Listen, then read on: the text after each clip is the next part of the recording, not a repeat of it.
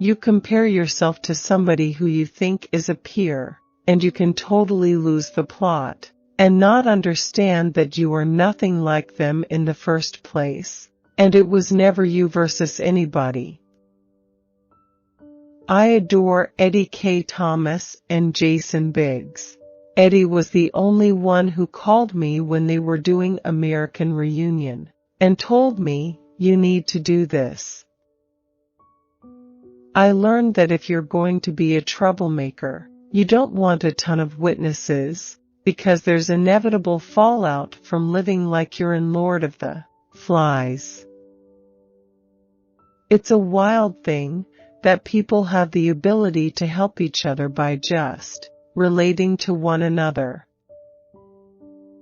The aging process is totally minimizing. Life in general is pretty minimizing because you have a lot of big ideas, and you have to battle the mistaken delusions and instability that come with youth. I was this kid who had been raised in New York, and now all of a sudden, my mother decided that she was a Jewish divorcee and therefore she should be living in Miami Beach. I will take the subway and look at certain women and think, God, that woman's story will never be told. How come that lady doesn't get a movie about her? I'm not someone who went to acting school. I was just out of the gate, doing it. I'm not to be confused with Natasha Henstridgen Species, where I just emerge out of the weird alien womb looking amazing. I really rely heavily on my black outfits and my gold chains to give me sort of a thing. Let's face it, I'm an open book. The thing about curly hair is that it's a toss-up. Some days you can let it air dry and it's better than a hairdo, but some days you just look like a sloppy person. I'm really resistant to a trim. I only do it when it gets hard to brush out in the shower, then I'll submit, begrudgingly.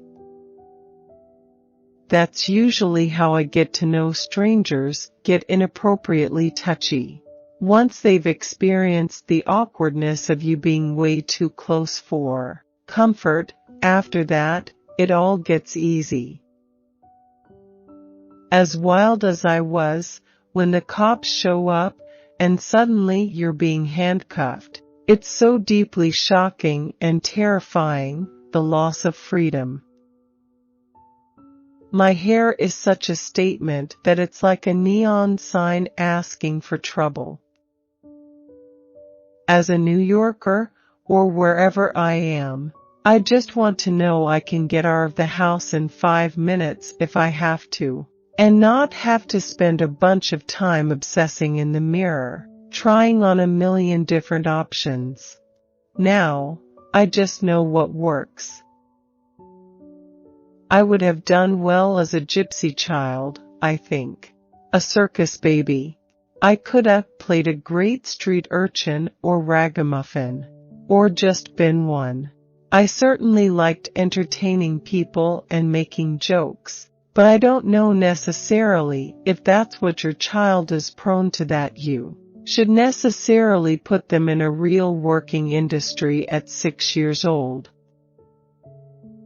In my experience of living, for a time, in the underbelly of society, I spent a lot of time in various holding cells. My family moved to Israel when I was 8 until I was 10, and then we came back, and my parents split up. I was suddenly in a single-parent home and on scholarship. 5th grade was such a hard year for me. I'm somebody who believes in funny things and laughing, but I do like for them to come from a place that addresses the human condition. I always see the absurdity in most situations. It's my experience of how life works. I don't really feel like I need to be a teenager ever again. there are epic downsides to living a somewhat public life. The upshot of that is there's nothing to hide.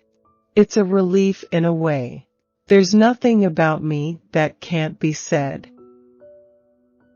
I feel like I just have such the blood and bones of a New Yorker that I can almost imagine better, like giving up the fight and not being able to afford the city and going out west, keeping a small place here, and then when I'm like 80, coming back here, living on the park and going to the theater. I have a lot of friends who are trying to clean up their act, or that are still making trouble for themselves, so I'm definitely well versed on what goes on in the mind and the heart of a person who self-destructs as their coping mechanism, and also what they're like when you take their preferred substance away. Life is a wildly transient thing with people coming into your life and dropping away. It definitely takes work to maintain relationships. The world at large doesn't always make sense to me, and there are safe havens. Linda Mann's in Out of the Blue is one of them. I started wearing all black around the time I got into Nirvana. I first heard Smells Like Teen Spirit when I was about 12, and I remember jumping on my bed, so excited about it. I have a theory that self-made, first-generation actresses don't feel entitled to success. I do have an outsider's complex of getting made fun of.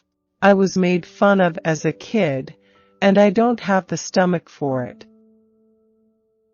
There's something great about all your worst fears coming true and being said about you. There's a tremendous liberation on some level. Beauty was never really my trip. Maybe those roles are attracted to me? I often think my boyfriend is going to leave me just from seeing how I talk to the dog.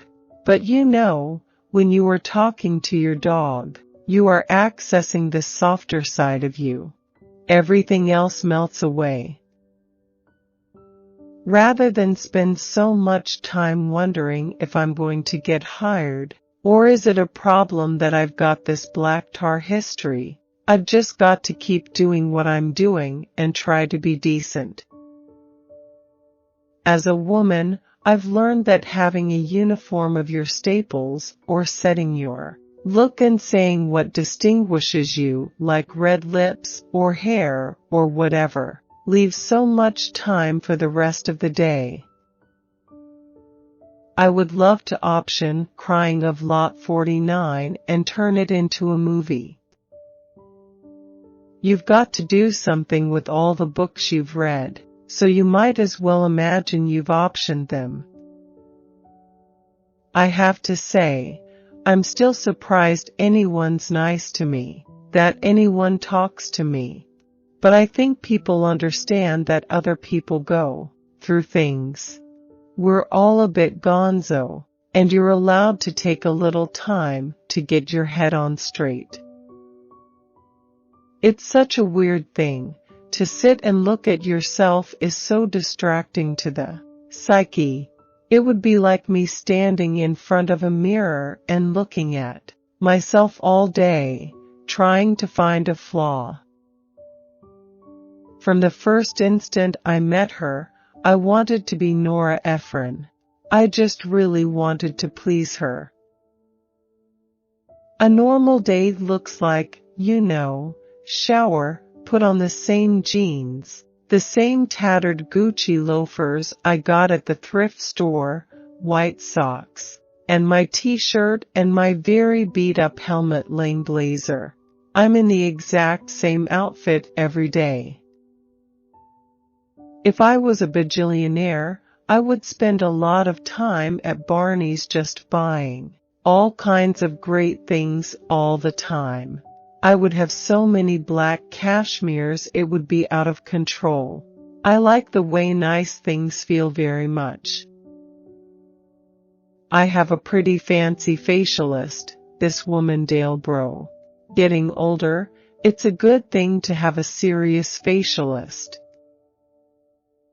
There are beauty icons that I can never be like. Sorta like a Gina Rowlands, I'll never have that look. I love Giulietta Messina, the great Fellini actress. But I'm probably more Seymour Castle. Or somewhere between Lou Reed and Nora Ephron.